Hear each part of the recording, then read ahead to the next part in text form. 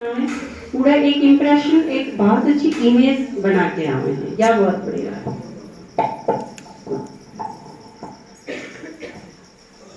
ओम शांति। सबसे पहले परम पिता शिव परमात्मा का शुक्रिया जो इस धरती पे आके हम तो लोग कदा भी हमने भगवान मिला, लेकिन भगवान हमने नहीं, भगवान ना हम भी मिले हैं। क्योंकि इस दुनिया में इतनी करोड़ों की भीड़ है, पूरे दिन हम किसी जानते नहीं, साथ में निकल जावा आ जावा, लेकिन सारी दुनिया छोड़कर परम पिता परमात्मा सिर्फ उन्हें चुना है जो परमात्मा के प्यारे बच्चे हैं। तो उनमें से मैं भी एक श्रेष्ठ समझो अपना बनाए कि परमात्मा धरती पर आके और मेरी आंगली पकड़े। आंगली तो मैंने पकड़ ली बाबा के, लेकिन बाबा ने मेरा हाथ पकड़ा। और इसके साथ में आदरणीय दादाजी, दीदी जी और माता जी का बहुत बहुत शुक्रिया दिल से कि भगवान ने नू तो अगर विज्ञान था कि परमात्मा आ रहे हैं, लेकिन भगवान तो मिला किस तरह इस चीज का हमें पता ही नहीं। तो परमात्मा ने तो मैं ढूंढ लिया, लेकिन मैं परमात्मा से मिलूं कैसे? तो उसके जो निमित्त बने दादाजी और दीदी और माता जी, तो इन्होंने परमात्मा से मिलवाया। और मेरी एक अंजू बहन है जो इस ज्ञान में लेके आई थी, तो उसका भी बहुत बहुत शुक्रिया जिसने ज्ञान सुनाया और मेरा पोस्ट करवा के और इतने लायक बनाया कि मैं परमात्मा के सामने जाके बैठ सकूं। और के साथ में एक अहम भूमिका निभाने वाली मेरी माँ है, जिसने 9 महीने पेट में रख के और इतने अच्छे संस्कार दिए पैदा करने के बाद कि मैं ज्ञान में चल के और सेवा कर सकूं। मुझे ज्ञान में चलते हुए 8.5 साल हो चुके हैं।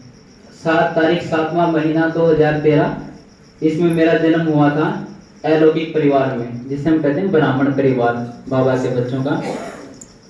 तो उस टाइम से चलते चलते बाबा से मेरा सिर्फ 4 बार मिलन हुआ है। तो पहली बार जब बाबा से मिलन हुआ था तो उस टाइम की बात है, तो उस टाइम पर तो दीदी 6 महीने में ही मधुबन भेज देती थी, क्योंकि उस टाइम पर जिसकी धारणा थी तो दीदी वहाँ भेजती थी बाबा से मिलन मनाने के लिए। तो इसी प्रकार मेरा भी नंबर आया 24 नवंबर को। तो मैं घर से जब तैयार हुआ तो उसी दिन ऐसा अचंभा था कि मेरा बड़ा भाई है वो ओम शांति को नहीं मानता। चलो थोड़ा अनुभव पहले का रहेगा बताऊं। जब मैं स्टार्टिंग में क्लास में जाने लगा ओम शांति में, तो मेरे घर वाले मेरे से बहुत परेशान थे और हर रोज घर पे लड़ाई होती थी। मेरी माँ मेरे को बोलती थी, मेरे भाई बोलते थे ओम शांति में जाने लगा, शादी नहीं करवाते, लहसुन प्याज नहीं खाते, तरह तरह की बातें, आपको तो पता है क्या क्या बोलते हैं।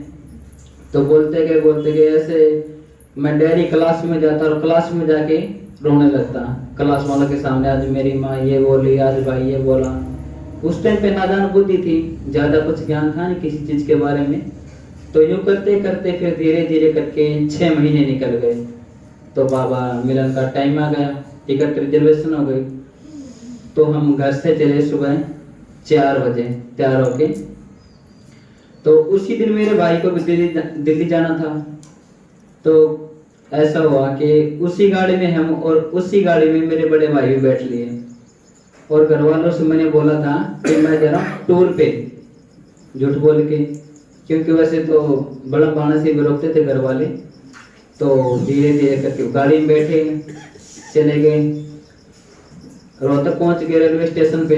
वहां जाने के बाद उसी डिब्बे में तो मेरा बैठना था और उसी में मेरा भाई बैठ लिया और मेरा माथा पसीना छूट रहा है जो करीब है। तो समस्या खड़ी हो गई, माँ भी जानते करके फिर नुका हाँ ये तुम शांति में गया था। तो धीरे धीरे चले गए। तो दिल्ली पहुंचे, दिल्ली पहुंचने के बाद फिर वो कड़वा कड़वा लगाया, क्यों मेरे साथ में सारे ओम शांति वाले। घर तक गाड़ी चली तो फिर बड़ा बोलते गई दीदी और मैं लेकर है और रोहतक बैठे हैं तो बड़े सारे ओम शांति वाले, वो कड़वा कड़वा देखे मैं कोई बात नहीं। तो उस टाइम पे फिर 3:20 की ट्रेन है आश्रम एक्सप्रेस दिल्ली से मधुबन के लिए। तो उस टाइम जब ट्रेन में बैठा मैं, तो उस टाइम पे मैं अपना घर में भूल गया था जितना मैं फिलहाल रहूं लौकिक में। मेरा 1% भी मेरे घर बिल्कुल भी याद नहीं आया। और उस दिन इतना भी मालूम नहीं था कि भाई मधुबन का कितना समय लगा है जान में। तो उस टाइम पे बाबा की लगन ऐसी थी कि मैं सिर्फ एक सॉन्ग बाबा का वो है ना कि ब्रह्मा तेरी कुर्बानी, सबसे ऊंचा तेरा प्यार। दिल्ली से ये सॉन्ग सुनते सुनते मैं मधुबन पहुंच गया, और इतना नशा, हर पूरी रात नींद नहीं आवे कि मधुबन है तो है कि, और परमात्मा से मिलने का नशा। तो फिर सुबह पहुंचे, 2:40 का समय है वहाँ ट्रेन रुकने का। तो फिर 4 बजे के करीब मधुबन पहुंचे। तो वहां जाने के बाद मधुबन में देखा ऐसा मनमोहक नजारा जिंदगी में कभी नहीं देखा। वैसे जिंदगी में घूमे फिरे, लेकिन जो मधुबन जाके जो चीज देखी ना वह देखी को नहीं, क्योंकि जो चीज हम महसूस कर सकता है उस चीज हम बता नहीं सकते। कितना भी हिंगा लगा तो बता जाओ को नहीं। तो फिर वहां जाके देखा बाबा के, तो एकदम दिल बहुत खुश हो गया। तो मैंने बाबा से संकल्प कराया था कि मैं कहा बाबा मैं जाऊं हूं, लेकिन जाऊं तो बाबा मिलन में हूं, लेकिन मैंने सेवादारी मौका मिलना चाहिए, मैं सेवा करूं। क्योंकि दीवार में सुना हुआ है ना बहुत, तो क्या करते भी सेवा करने का मौका मिला है मधुबन में तो बहुत बड़ा भाग बना है। तो उस दौरान फिर बाबा ने सेवादारिया में मौका भी दिया, सेवा करवाई टोली विभाग में। बलम्बा वाले जब भी जाओ हैं तो उनका फिक्स है टोली विभाग, तो उन्होंने सेवा मिला ही मिला है। तो सेवा करी, बहुत अच्छा लगा, बहुत खुशी मिली। फिर धीरे धीरे करते करते फिर वापिस आने का टाइम हुआ, दिन पूरे हो गए मधुबन के। उस टाइम पर 1 हफ्ता रुके करते। तो फिर जिस टाइम घर आने लगे तो उस टाइम पर दिल तो किसी की निकलती मधुबन जान की। तो फिर उस टाइम में बहुत रोया था। क्यों आड़ तो लगा है भाई नरक में पड़े, हाँ हकीकत है ये बात, नरक में हाँ, लेकिन मधुबन जाने के बाद पता चला कि सारी चीज की है।